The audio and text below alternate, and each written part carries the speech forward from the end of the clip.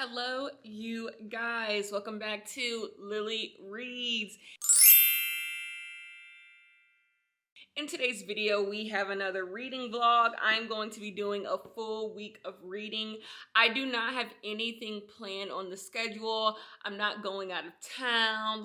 I'm going to do the regular day-to-day stuff that I do. I always go out to eat here or there. I always do stuff. But basically what I'm saying is I have an open week for reading. I should be reading every single day.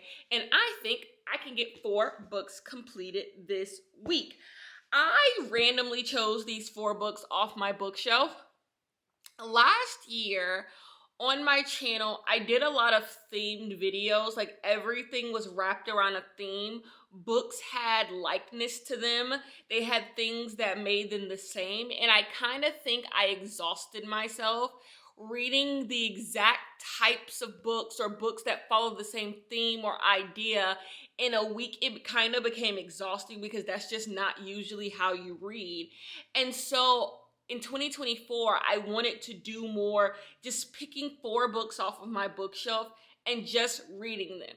And so I feel like this week, that's what I'm doing. I did the same thing last week, but that even kind of had a theme. I'm trying to get away from the things. And this is the first week I truly believe I am completely these are just 4 random ass books. But we can just get into it. The first book we are going to read in this video is The Catch by Alison Fairbrother.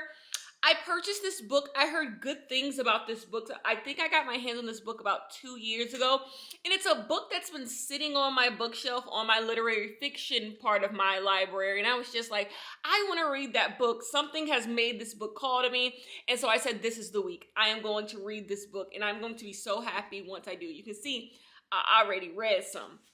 The next book we are going to read is by Julie Clark. I have already read a Julie Clark book, The Last Flight, which I gave 5 stars. I rarely give thriller mystery books 5 stars, but I gave The Last Flight 5 stars. And I've heard really good things about The Lies I Tell. So I'll be reading a thriller book. I am ready to get back into my thriller reading. I have not read a thriller in so long, and I am ready to get back. The next book that we are going to be reading is Homegoing by Yaga Gayasi. Heard great things about this book as well. Another book that's just been sitting on my bookshelf, and now is the time. 2024, now is the time. That is what I'm telling myself.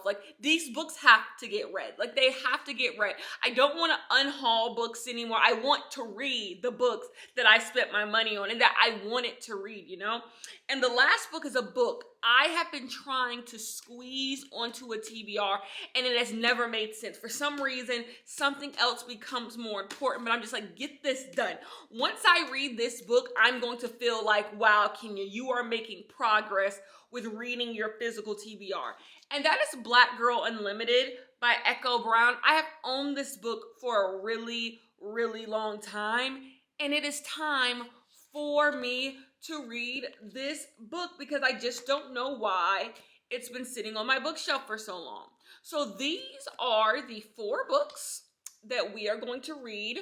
We are going to begin with The Catch. I will come back later today. I want to read about 50 more pages and come and give my initial thoughts on this book. But yeah, how are you guys? Thank you guys for joining me. I have a little bit more work to do today.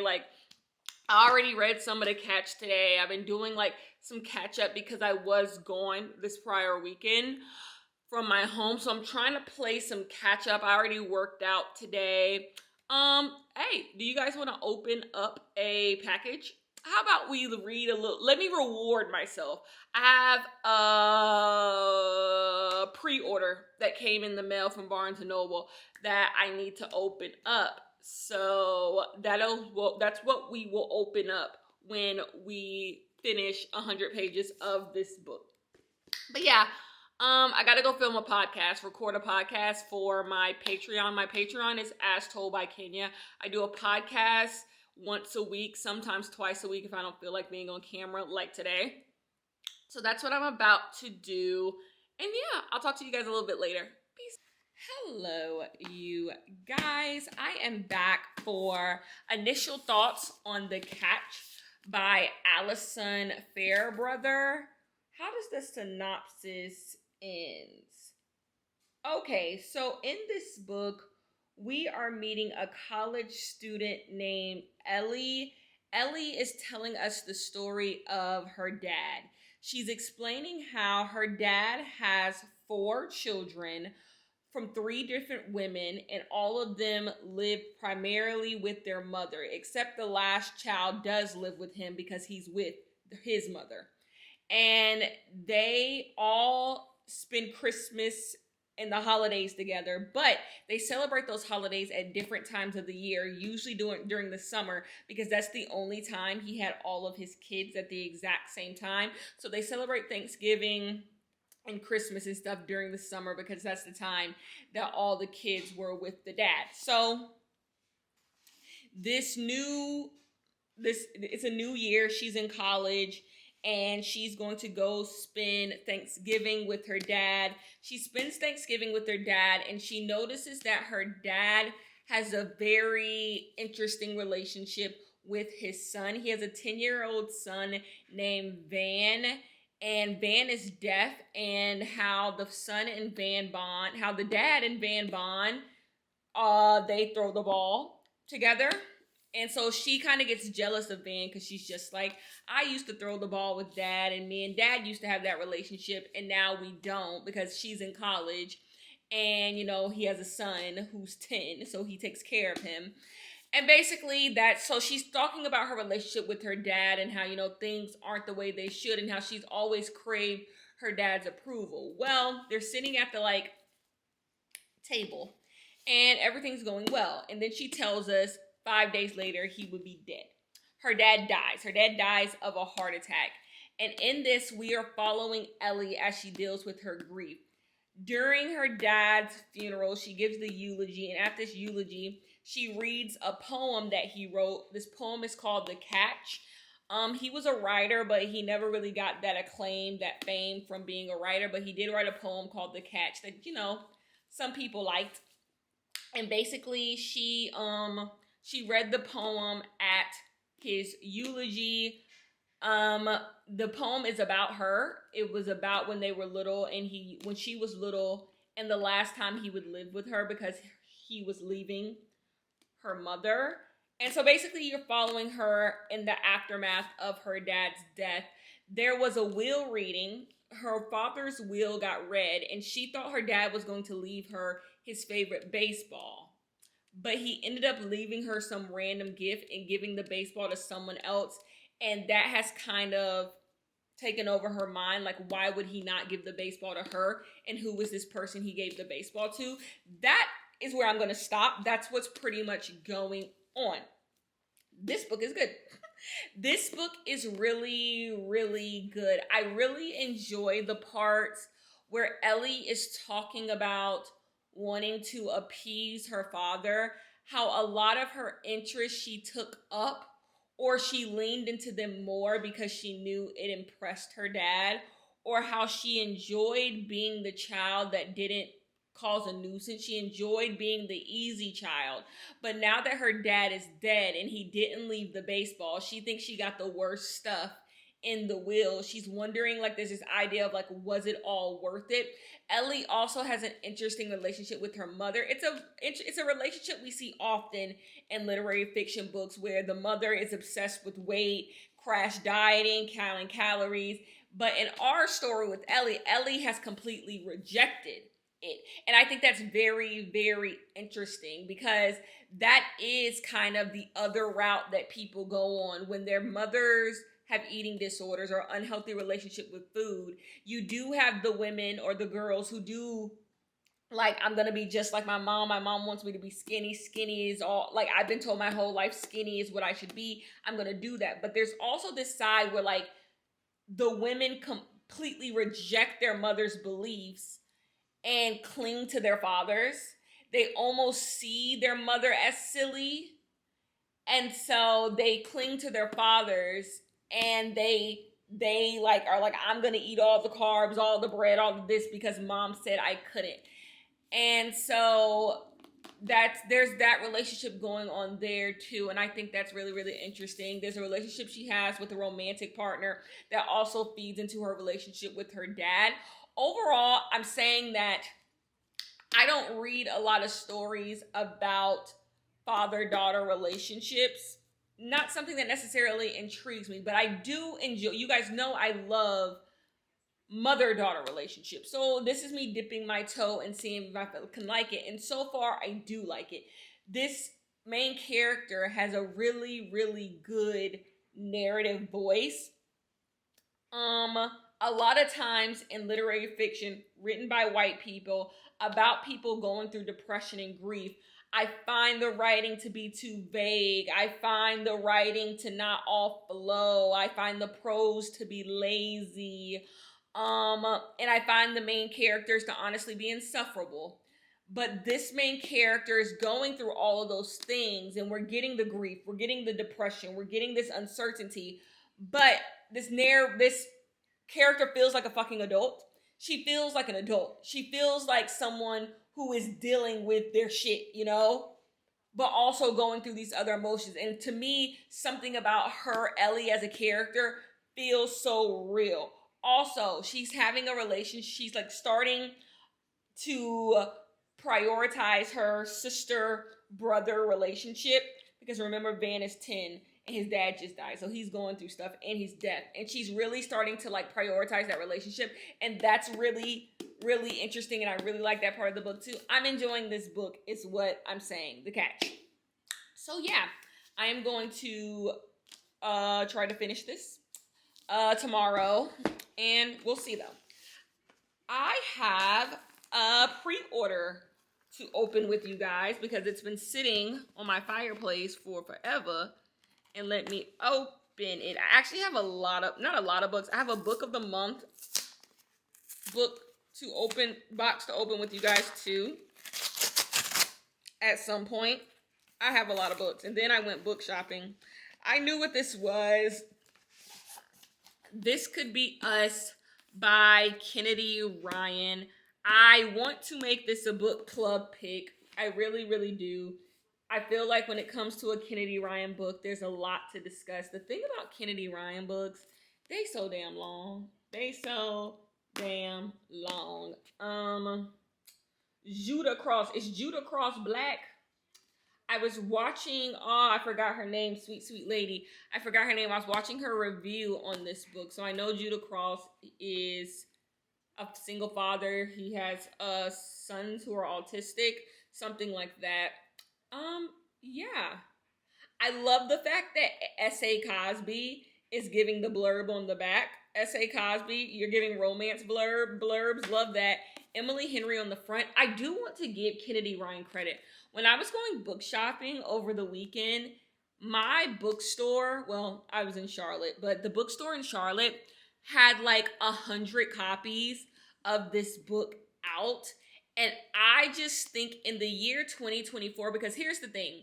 When everything happened in 2020 with George Floyd, you did have a lot of publishers rushing to put out black authors.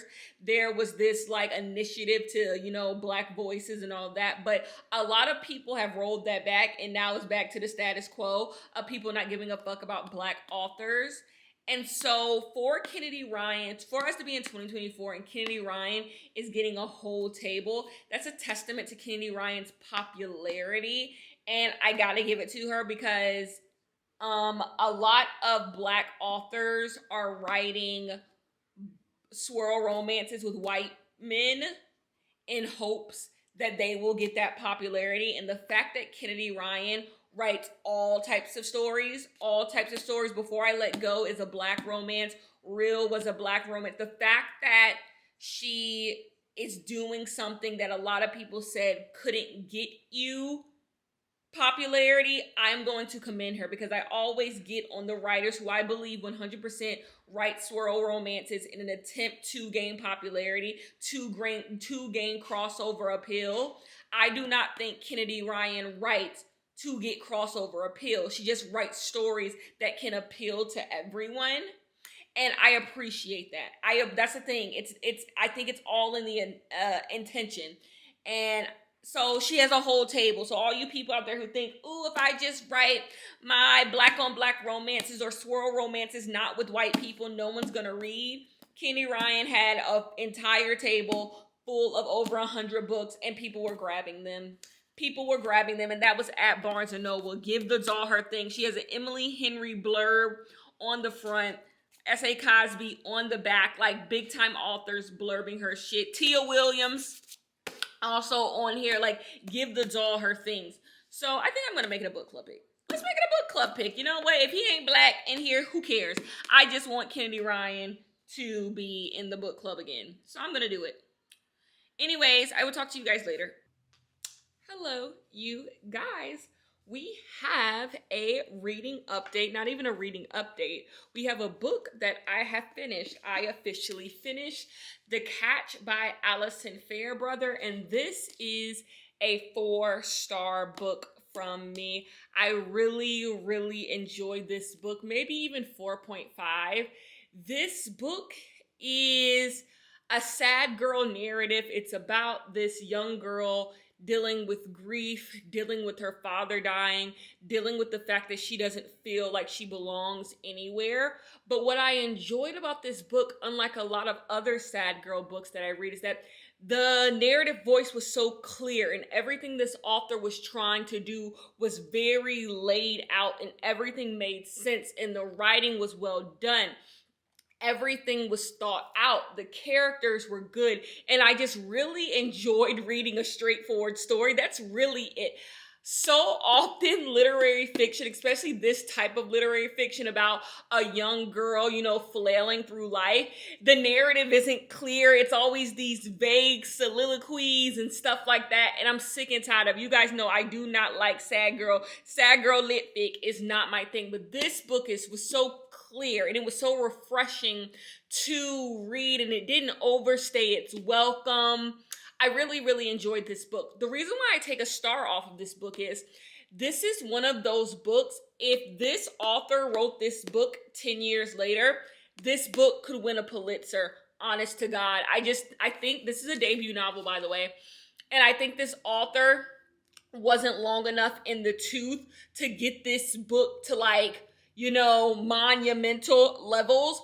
And that's why I just think some of the prose in the book, some of the way the sentences come together are a little obvious. I can't explain it better than that. You would just have to read it to understand what I'm saying. Like, some things that happen in this book, what this book is trying to say is just a little bit obvious. And I think a writer with a little bit more experience could bring a little bit more finesse, something that could blow you away. But it doesn't change the fact that this author had a message. The message was clear. The message was good. There are seasoned writers who cannot write a book this good. And so I really enjoyed this book. And I just love when I go to my bookshelf and pick a book. I had no clue what the fuck this book was about. I don't even know when I bought this book. I don't remember getting my hands on this book. It was just sitting on my bookshelf. And I was just like, it's time. It's something just made me gravitate towards it. And it was time. And also, I'm hit or miss on books about grief. I don't know. I was thinking about this as I was reading this. I'm hit or miss on books about grief because the ending of a book about grief is always about the same shit. The message is always the same. Go find community with other people. That's always the ending message on every book about grief. Get over the fact that your fave is dead and find community in other people, because that's life. You got to move the hell on. And so I never really feel like there's anything to take from, but I thought this book did something a lot more interesting than that. Still the same message, but the takeaway is a lot more interesting, or maybe the way we got to the takeaway was more interesting. I don't know. I did not find the main character to be fucking insufferable. Thank God. I really like this book. I really did. So we're going to move on to The Lies I Tell by Julie Clark. Thriller time. It is thriller time. And yeah, I hope to have more winners. More winners in this video, okay? Peace. Good morning, you guys. I am about to do a workout. I feel so off because last night I had a little scratch in my throat, so I decided to take some NyQuil because I've noticed with myself if I take something before something comes, maybe it's everyone, like it usually doesn't come. I don't get sick that often, so I took some NyQuil, but like I should have probably took some DayQuil because I feel like I could get 4 more hours of sleep. But the thing is, you guys know, I religiously get about 9 hours of sleep every night. So it's not like I didn't sleep. I slept for about 9 hours last night. I'm just still tired, and I just think it's getting a NyQuil sleep, like getting an artificial sleep. And I feel a little, groggy. But I know I'm not tired because I definitely slept. Anyways, I need to take my vitamins, water, because I have a Tabata session today. That's going to be hard, but we pull through. But I wanted to come and give my initial thoughts on The Lies I Tell by Julie Clark. So in this book, we are following two characters, Meg and Kate. Kat is a journalist, and she's the first person that we meet, and she is at a political fundraiser, and she is looking for some woman named Meg.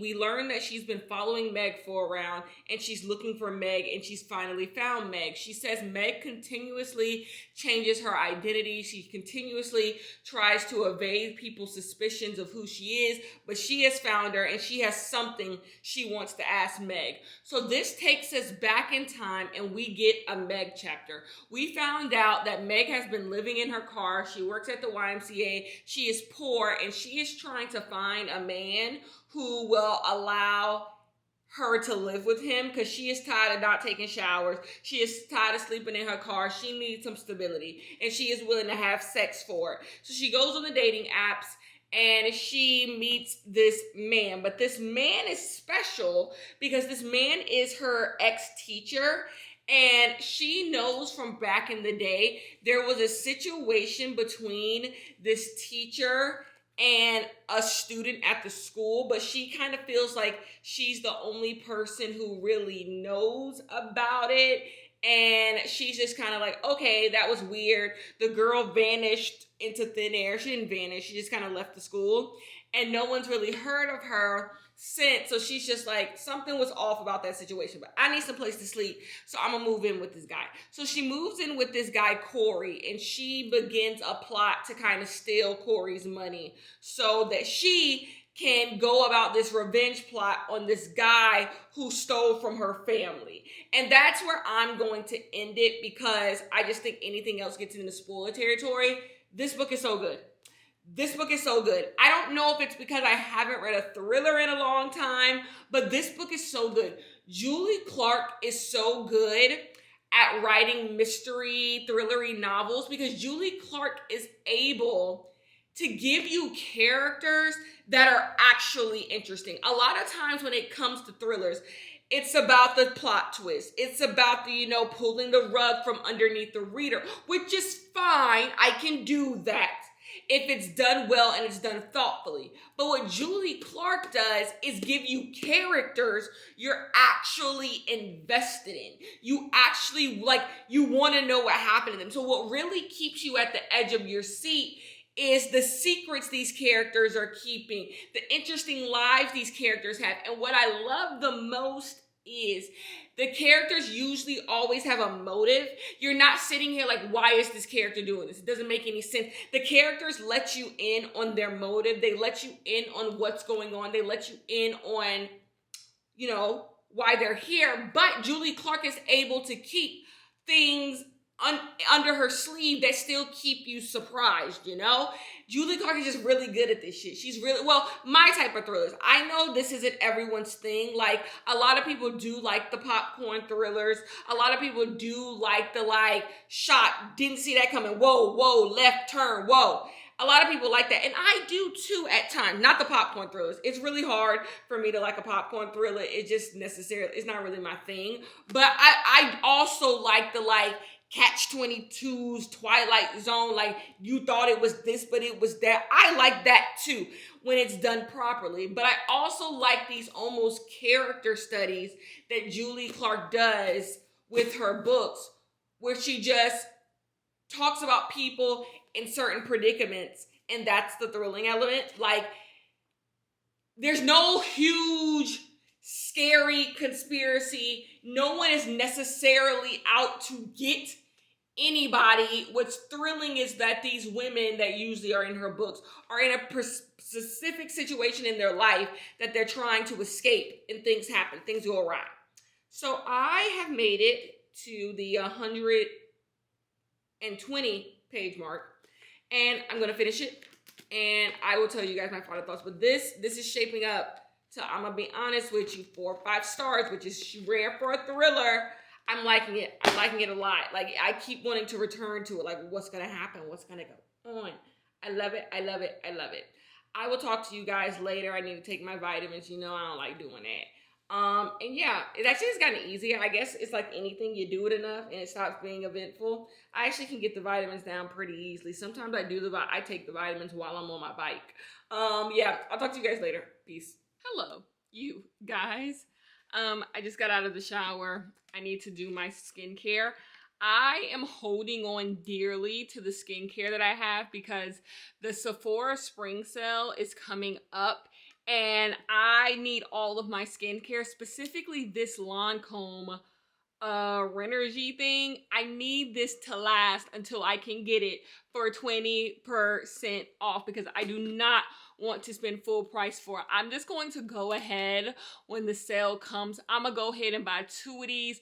2 of these should last me until their next big sale. I'm gonna buy 2 of these as well. Like, I'm gonna spend a bag, but like at least it'll be 20% off, because I try to go to La Mer's website and Lancome's website and hope I can find a sale on these, and I really haven't.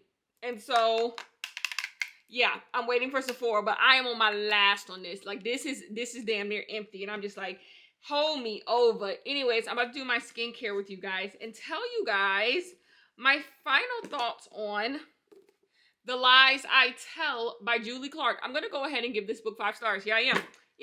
I'm going to go ahead and give this book 5 stars. It was just my type of thriller. I read a lot of thrillers. Not recently, but I do read a lot of thrillers. And rarely do I come across thrillers that are my type of thrillers. But when I do, I'm just like, this is the one. Local Woman Missing is my type of thriller. It Girl by Ruth Ware is my type of thriller. 8 Perfect Murders. The Last Flight by Julie Clark is my type of thriller. This is my type of thriller. And what I think my type of thriller, it's not about stunts and tricks. I don't need stunts and tricks in my book, because I just don't. I don't enjoy it. That's why, like, me and Riley Sager don't get along. Like, I just am not the, like, stunts, tricks, gimmicks, hat tricks type of person. It's not my thing. And so when books do that, I find it cheesy. Rarely are those moments earned. But this is not about what I don't like. This is about what I do like. What I do like in thrillers is just a good story about people in a peculiar situation, a thrilling situation, a mysterious situation, and you're just slowly building on these characters and their circumstance, and it all just comes together to a climax. And I just love it. I just love, because a lot of times when people are writing thrillers, I don't think they put enough care into the characters. And to me, a good thriller mystery novel has characters that are intriguing. A lot of people think the plot is what matters, and it does to a degree, but truly the characters, for me, is what really keeps me going back, wanting to know what's happening to these characters. Like, give me a good story, good backstory on them. Give me them doing something. And what this book did really well, let's get into this book. The narrative voices in this book were so good. We are following Meg and Kat. Kat is the weaker storyline. Just like the last Julie Clark I read, one storyline was clearly weaker, and it's Kat's. But as it keeps going, you learn to appreciate Kat and all her, boringness. I just enjoyed the story. I did. I enjoyed the story. It was good. The characters were good. I I never wanted to put it down. Honestly, I never wanted to put it down. But I am going to say, do not go pick this up if you do not like any of the thrillers I just talked about, because it's more of that. If you do not like wordy thrillers where like you're just getting like there's not going to be any big explosive moments is what I'm saying. There's no big explosive moments in this. There's no like you're just going to be reading a story. You're just going to be reading a story about two women whose paths converge. That is what you're going to be reading. But God, did I love it, because you guys know I love characters. I'm just a character girly, so when a thriller does it, when a nice thriller that just takes me on a ride, and it doesn't even have to be an exciting ride. I like to look at the scenery. That's what that was. So I don't know. I enjoyed it. I do know it's not for everyone. It's your mom's thriller. Like it's a book like a mom would read with a glass of wine. Like it's not a huge, it's not a youngin's thriller, if you will. But I'm gonna move on. Whatever. Y'all like Riley Sager books, so we clearly don't have anything in common.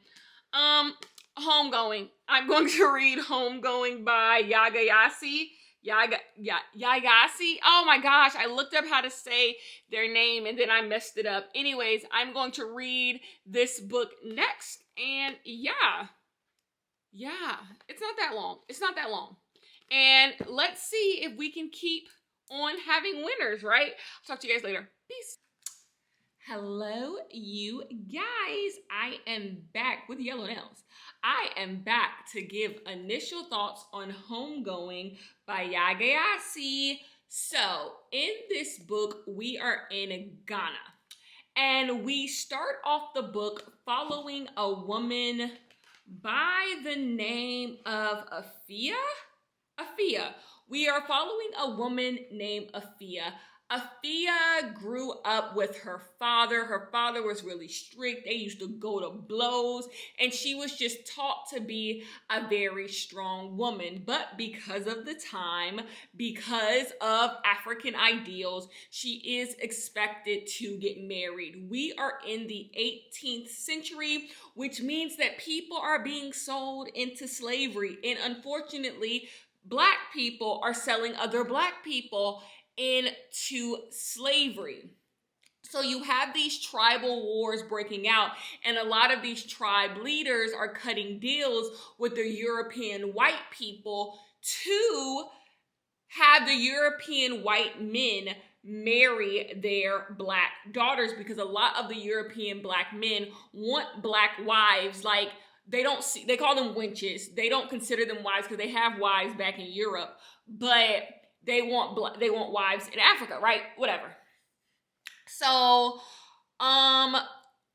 she ends up being married to a white man named James. She gets married to. But here is the thing.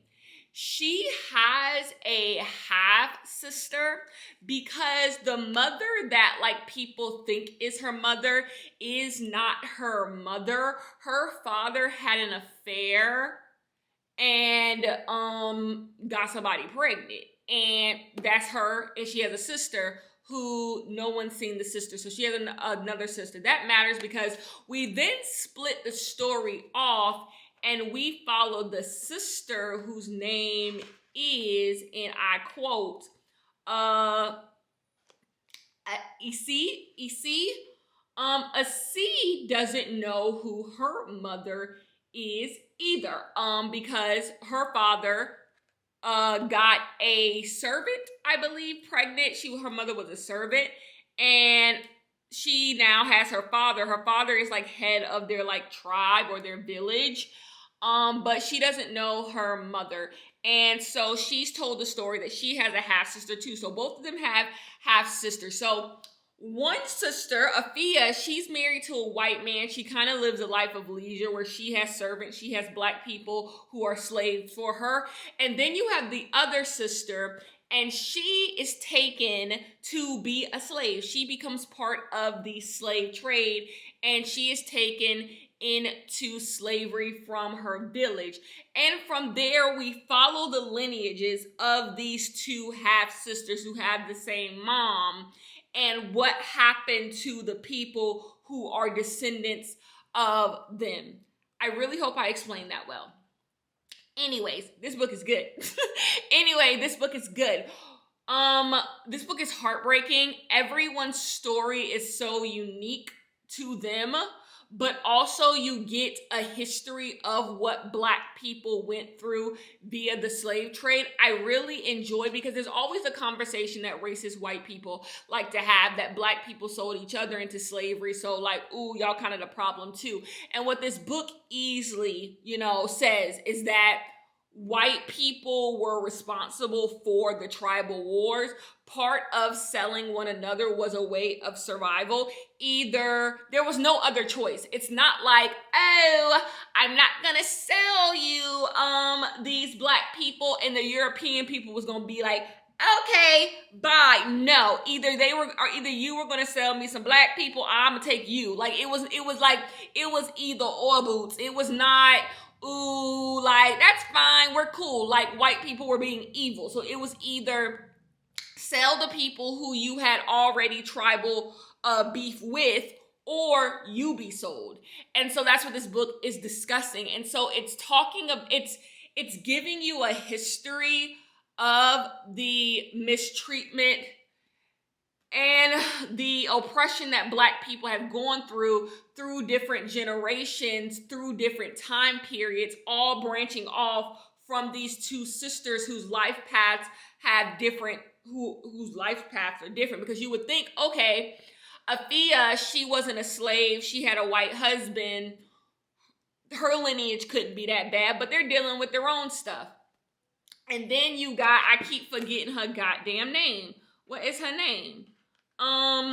You got Asee, and you would think, okay, Asee's bloodline is going to be absolutely fucking terrible because they got sent to America and became slaves and all of that stuff. And it's just like, yeah, but also some other things are going down and everyone is dealing with their own stuff. I'm not explaining this well enough because just so much has happened. Like, there's so many characters that we have met and things have happened to them, but there's this like narrative being weaved, how all of these people connect just because of the start of their life, these two women coming from the same mother.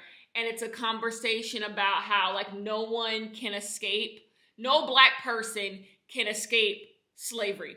No Black person is able to say they weren't affected by slavery, whether you come from slaves or whether your family sold slaves or whether you were just, a bystander. Every Black person is connected to slavery in some type of way, and that's what this book is really showing. And I love the little small moments that this book is showing of the different ways that Black people have been dehumanized, starting with something like slavery and then it trickling down as we get later in the life, as we, get towards the present. It's shown in other ways, Overall, I'm really, really, really, really enjoying this book. I'm on page 161. I wasn't really sure where this book was going to be going, but this book is just really good. And I'm not surprised it's really good because some amazing authors and writers blurbed this. You got a Zadie Smith shout out. You got a Roxane Gay shout out. Like, ooh, the doll is killing it. So I'm going to finish this. And then after I finish it, let's do a little book haul. Let me show you guys some books that have come to my door. I purchased them, but that have come to my door. And I'm really happy that I picked this book up. That's what makes me excited about like my current reading, because I'm like trying to read the books on my bookshelf. There's so many good books on my bookshelf. Like all the last 3 books have been sitting on my bookshelf and it's just like, they're good. They're good. Like I have good books sitting on my bookshelf. That's what feels good. Sometimes when you pick up an older book and it's bad, it makes you think. my old taste was just terrible. So every old book I go pick up is not going to be for me. But this video is proving that's not true. And I have taste. And there's some great books that are on my bookshelf that I just need to read. So anyways, I'll finish this and talk to you guys later. I am going out to eat tonight. So I kind of need to like get my bearings together to do that. I'm not doing nothing too big. I love eating out on a Thursday. Eating out on a Thursday is so, because like it's not that crowded. Like I love going out to eat on a Thursday. It kind of makes the week a little exciting. I love it. Anyway, so I'm going to go out to eat tonight and I'll talk to you guys later. Hello, you guys. I am here to give final thoughts on Homegoing by Yaa Gyasi. I'm going to go ahead and give this book 5 stars. I would be nitpicking to take a star from this. This book is brilliant. This book is inspired. It does exactly what it sets out to do, to tell this story about 2 lineages affected by slavery. And I don't have to agree with the message of a book to enjoy the message, but this is the first time in a long time where I've read a literary fiction book and like fully agreed with the message. It's almost like the words on the page were taken right out of my brain. There's a section in this book where they are discussing how everything is the same story. Blackness is all the same story. And I find that so interesting because there's been a conversation going on because Cord Jefferson, the writer and director of the movie American Fiction, he won Best Adapted Screenplay because he adapted the book Erasure for American Fiction. And in his post-Oscar speech, interview, he was talking about how Black people need more regular stories and not just stories about Black people being in the hood, slavery, and, you know, drug stories. And I think that is a very surface level take on Black entertainment and Black stories and Black media because you're setting yourself up into a trap. You believe that there's this dichotomy, or there has to be a dichotomy. Either you get stories of Black people oppression or you get happy stories. And I would beg the question, what is regular Black stories? If you're living your everyday regular life and you walk outside and get shot by the cops, so does now your story not become regular? Like, I thought you were living a regular life until you got shot by the cops. Like, that is just the reality of Blackness. Like, everything is normal till it ain't.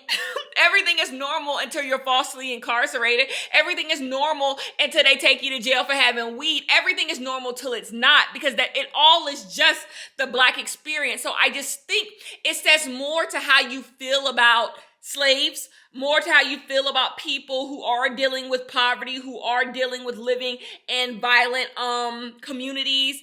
It says more to how you feel about those people and why you view your story more important than theirs, or that's the story you need to be told. No matter how you shake it, it leans into respectability politics.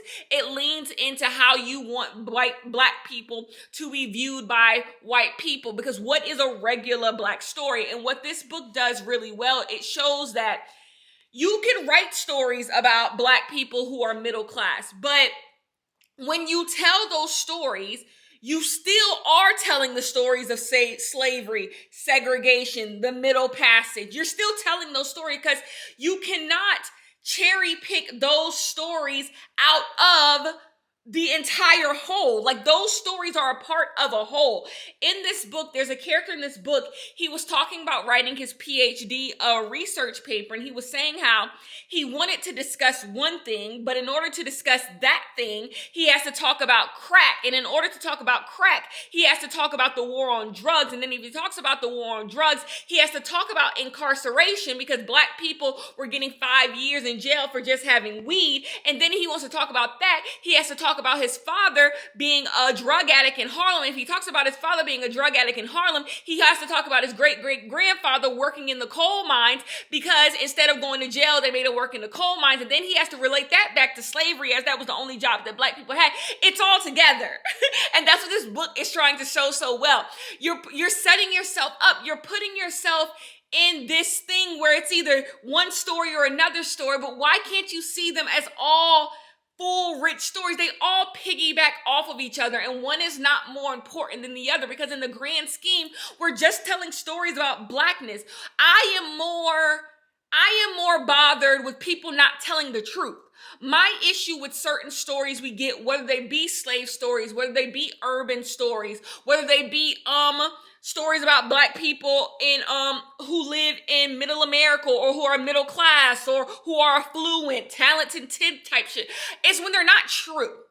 When, because you're trying to have Black people viewed a certain way, whether it be viewed for sympathy or you stop telling the truth. You just start making these characters who don't act like actual Black people, or they're caricatures of what Black people are. That's my issue, when you stop telling the truth. I think when it comes to storytelling and telling stories about Black people, your only job is to tell the truth. You cannot be bothered with this white person sitting on your shoulder, this white person telling you, hey, I think you guys look bad. Ooh, y'all drug dealers. Ooh, y'all was slaves. Ooh, y'all this. Ooh, y'all. When you constantly have this white person sitting on your shoulder telling you what makes Black people look good, what Black people need to see, and how Black people should be viewed, you'll never make art that is true, because you're so worried about how people are going to view Black people, when the real conversation is about being thoughtful. All Black stories matter if you care about Black people. It's about being thoughtful. I think all of these types of stories can fall into this pit of not being thoughtful, not being carrying water, not actually saying anything with any type of conviction, just putting something on the screen or on the page just so it's there, not saying anything that's important. That's the problem, that there's no care. The word is care. There's no care and consideration put into all of these types of stories, and that's what makes them bad. But the idea that they're bad just because they exist, slave movies are bad just because they exist, you're doing the math wrong, because they're not. Slave movies matter. Slave books matter. Slave media matter. Like, that matters, right? Stories about people who Black people who grew up in impoverished communities, crime-ridden communities, that stuff matters just as much as the Black person who lives in the middle of, who's middle class and grew up around white people. Just like that story matters too. They all matter at the exact same time, because they're all part of a bigger story. So if you take American fiction, a story about a Black man writing a book, how can you separate that story from Brown versus Board of Education, Plessy versus Ferguson? You can't separate that from Black oppression. You can't. You can't separate a story about a Black affluent person from slavery. They all have to go together. So in actuality, everyone's making media about slavery, because we're all talking about what was life like post-slavery. They all matter. They all matter, and all of them go together. And so it's irresponsible to say things like, we don't need slave movies. Black people can do other stuff, because that's just not, it's not even something that needs to be discussed. Like, you're giving yourself an obstacle that doesn't need to be there. You're making these things challenge one another when they don't need to. It doesn't need to be one of the other. They all can be in conversation with each other. And that's what this book did well. Whoa, that's a tangent. I need to open up some books with you guys. I got a book of the month package. Okay, you guys, let's open up some books. My book of the month box came. So in this book of the month box, they had their book of the year. So they're doing, like, you vote on what the book of the year is. And when they do the book of the year, you get to pick one of the books that are nominated and get it for free, which is really, really fun. I told you, I'm the biggest book of the month advertiser who don't get paid by book of the month. Book of the month don't pay me, and I be talking about everything book of the month got. Look, so congratulations to our finalists. Thank you to all who voted. I didn't vote because I just got my goddamn box, and I didn't read not one of these books.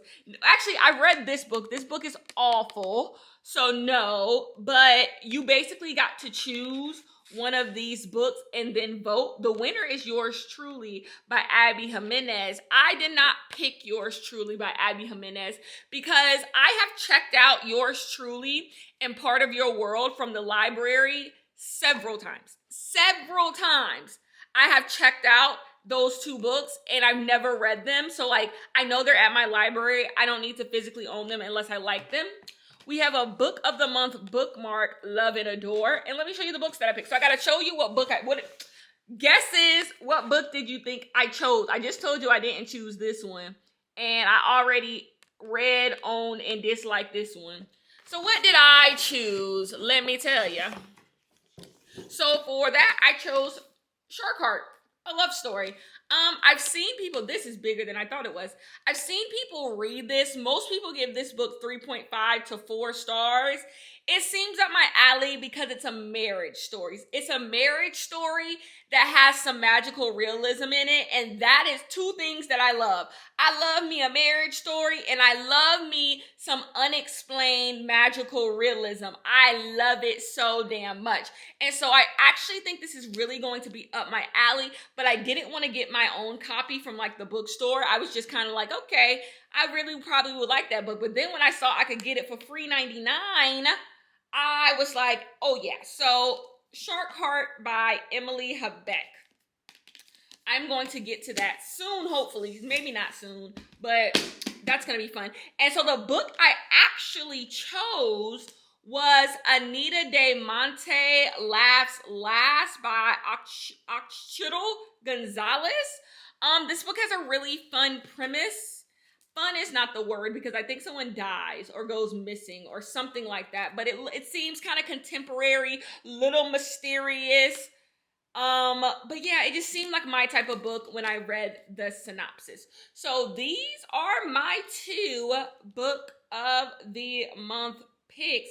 I am excited to read these 2 books at some point this year.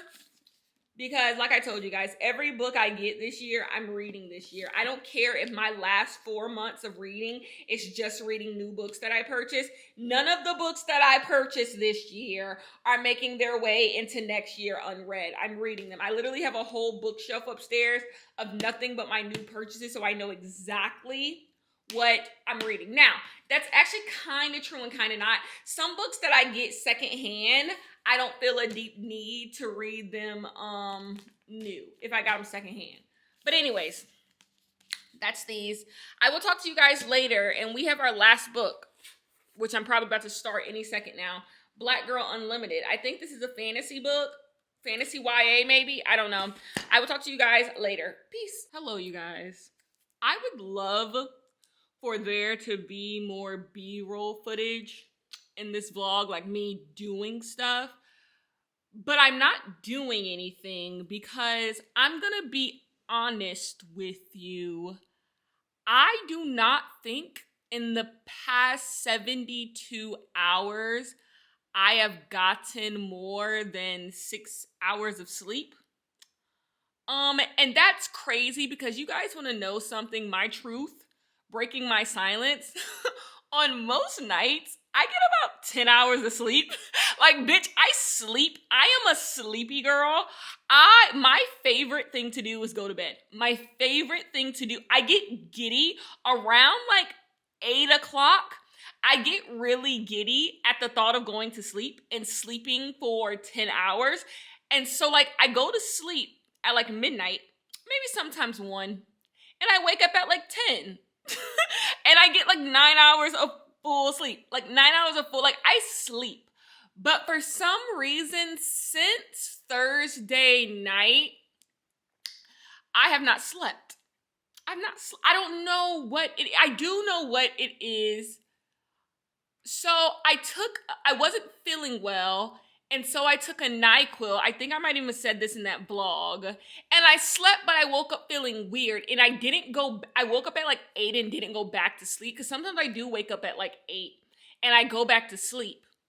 And wake up again at like 10. To get my extra hours in. But I didn't go back to sleep. So I just woke up then. And then I went out Thursday night. Didn't get good rest. Then Friday, I just didn't sleep. Saturday, last night, I don't think I slept at all. I remember having one little bit of a dream, but I don't think I ever really entered like REM sleep. Like, I'm gonna be so honest with you. Like, I am so tired. Like, so tired. I feel like I'm almost getting to the point where when I went to Africa last summer and I didn't sleep. I did not sleep because I was just like, I could sleep when I'm home. I want to experience Africa. I want to experience the people. And I was just fucked. So I have some sleeping pills that I could take and they'll knock me out good. I could take another NyQuil, but I don't want to because I'm a sleeper. I am a sleeper. I have this thing, when I decide I'm going to sleep, baby, I can go to sleep. So I'm trying to get back into that. But that did not stop me yesterday from reading. That did not. I read yesterday. I got to page 100 of Black Girl Unlimited. Remember that last clip I was talking about how it's important to tell all Black stories? And when you say that we need more of something and less of something else, you're doing a disservice to all of Black people, because it really doesn't have to be that. You can make the stories that you want to make and the other people can make the stories they want to make. And as long as they're thoughtfully done, we can have fun with all of them. This is a reason as to why that is. This book is about a Black girl. I believe this book takes place in the 90s or early 2000s based off the references. She lives in, where does she live? Cleveland? She lives somewhere. And she lives in the hood and they're poor. They have roaches in their apartments. There's violence. There's all types of things that you associate with impoverished, crime-ridden areas. And she's basically telling this story of her growing up and her kind of becoming immune to the things around her, or her trying to survive the things around her, constantly seeing her innocence be stripped away and the innocence of other people stripped away due to the circumstances surrounding them. At the root of this, like I said, this is magical realism. She is from a family of wizards, as it's described. She's from a family of wizards, and basically at a certain age, they start to get their powers and they can see things that other people can't see. And what they see is a veil wrapped around people. So if people are going through really rough times, they get a veil on them, like a black veil, and it kind of shows like they're having a really rough time. And she talks about how like they can perform miracles and how they know how to put up this shell. It's really interesting because that makes this sound more fantastical than this is. What I believe, just at page 100, this is all a metaphor. This isn't to be read like they really, really have powers, but they do. Like, they're talking about wizards and the mother's talking about we're a society, we're a family of wizards, but it's more a metaphor for Black women being able to overcome the trauma that they go through. And I think that it's really well done. Oftentimes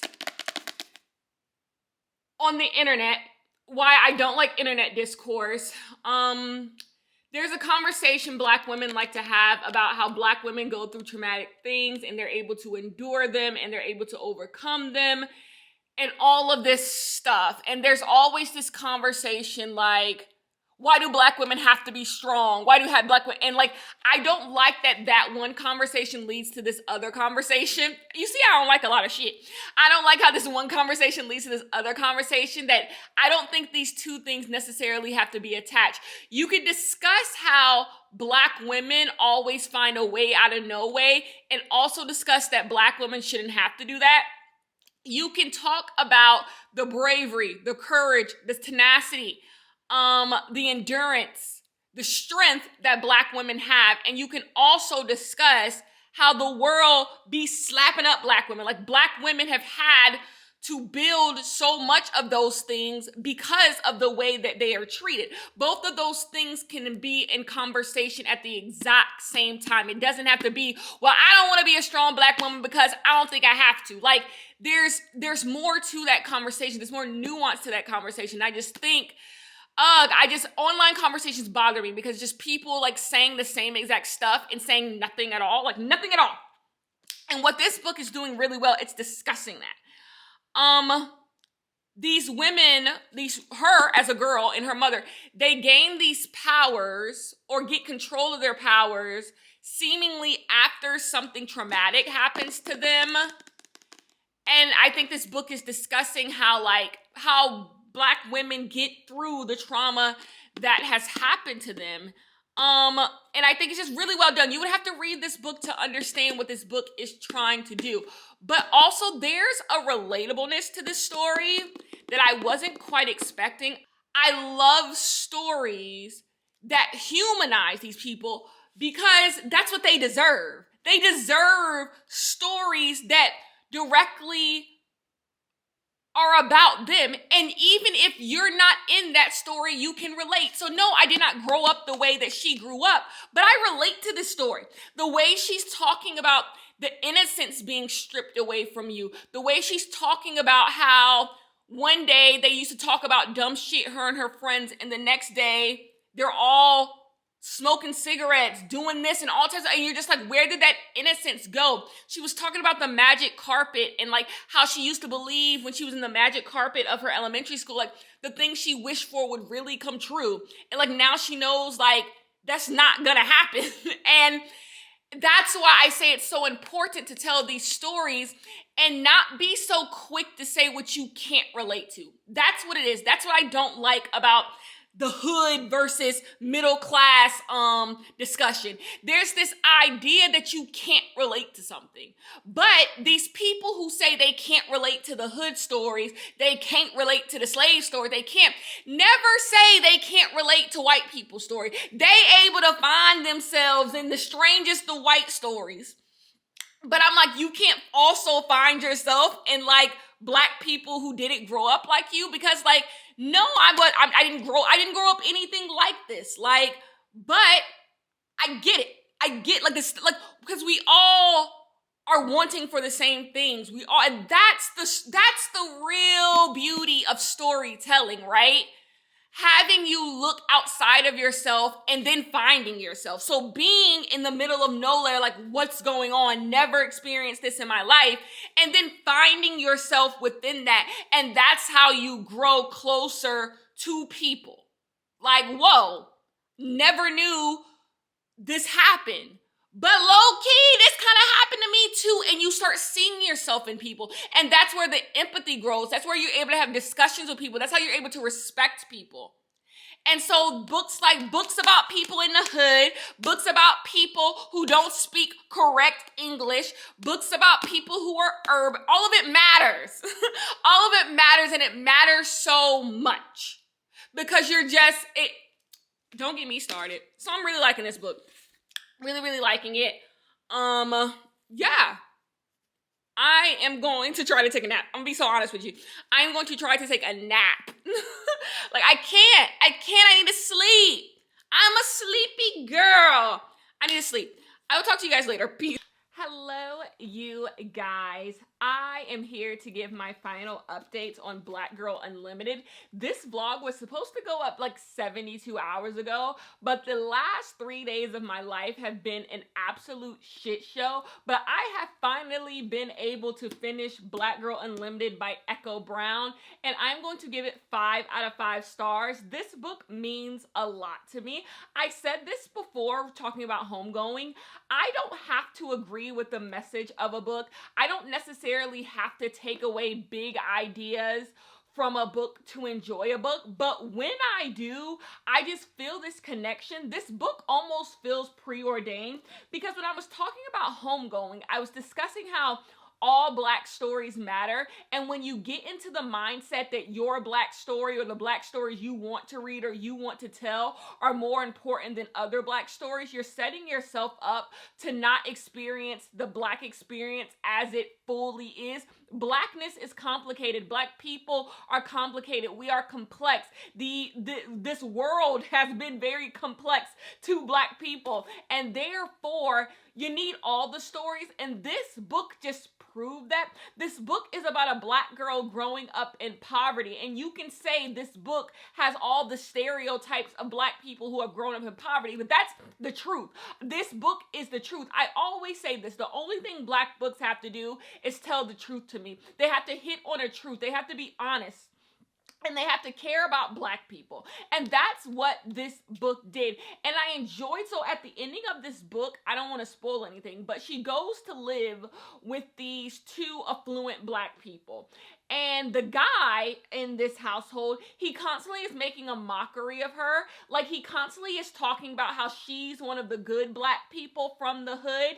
And she talks about how he doesn't realize he's part of the mockery that is made of Black people. He's so worried about how Black people appear and how Black people should act. He doesn't see he treats other Black people just like the white people he claims also dislikes Black people. He doesn't see that he has a big issue with a good chunk of Black people. But overall, I really enjoyed this book. This book is really experimental in the way that it chooses to tell itself. The form that this book takes place in is really, really interesting. And overall, I'm going to give it 5 out of 5 stars. And you want to know what? Let's just go ahead and call it a 5 out of 5 star vlog. The Lies I Tell, 5 out of 5 stars. The Catch, I gave 4.5, but we can go straight up and give it 5. And Homegoing is also 5 out of 5 stars. I enjoyed all of these books. I do not think all of these books are for everyone, but they definitely were for me. And we have a winner vlog after getting a flop at the flop vlog. But anyways, I will talk to you guys in the next one. Peace.